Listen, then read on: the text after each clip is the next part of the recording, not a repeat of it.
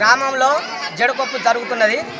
ఈ జడకొప్పు ఇప్పుడు కాదు, ఆనవాయితీ నుంచికెళ్ళి మా పెద్దల నాన్న నుంచికెళ్ళి వేసుకుంటూ వస్తున్నాం కాబట్టి మాకు పెద్దలు నేర్పిర్రు.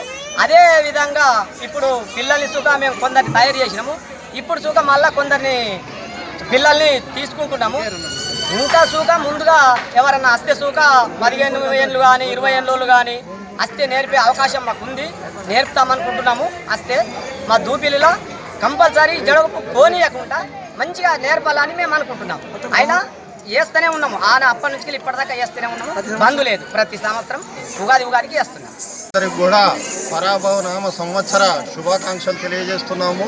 ఈరోజు మా గ్రామంలో తరతరాల నుంచి జడకొప్పు కార్యక్రమము ఉగాది రోజు నిర్వహించడం జరుగుతున్నది. 2 తరాలు అయిపోయినాయి. ఇది 3వ తరం నేర్చుకొని మా యొక్క గ్రామంలో హనుమాన్ మందిరం వద్ద జడకొప్పు అంటే ఈ కొత్త సంవత్సరం ఏదైతే స్టార్ట్ అవుతుందో ఉగాది రోజు భగవంతుని నామస్మరణ రాధాకృష్ణుల పేరుతో భగవంతుని ప్రార్థించడం జరుగుతున్నది. వీటి కార్యక్రమంలో ఈ సంవత్సరం కూడా కొత్తగా 4-5 యువకులు కూడా జాయిన్ అయ్యి జడకొప్పు నేర్చుకోవడం జరిగింది. అదేవిధంగా మా యొక్క భజన బృందము మరియు గ్రామ ప్రజల సహకారంతో కార్యక్రమం దిగ్విజయంగా నిర్వహించడం జరుగుతున్నది. ఇంకా ఎవరైనా కొత్తవారు కూడా వస్తే మనకు వారికి జడకొప్పు కార్యక్రమం నేర్పించడానికి మన నరసయ్య గారు మరియు వాళ్ళ బృందం రెడీగా ఉన్నారు.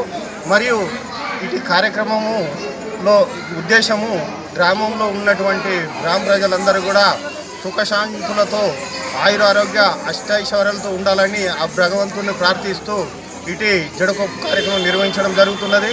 మరియు ఇటు కార్యక్రమానికి మన అబ్బన్న యాదవ్ గారు సహకరిస్తూ వారు ఇటు కార్యక్రమాన్ని ముందుకు పోనీకి చాలా ప్రోత్సహిస్తున్నారు. మరియు అదేవిధంగా వారు ఆయురారోగ్య అష్టైశ్వర్యాలతో ఉండాలని చెప్పి గ్రామం తరఫున మేము కోరుచున్నాము. గ్రామంలో ఉన్నటువంటి అందరు కూడా సుఖశాంతులతో ఉండాలని చెప్పి ఆ రాధాకృష్ణుని భగవంతుని ప్రార్థిస్తున్నారు.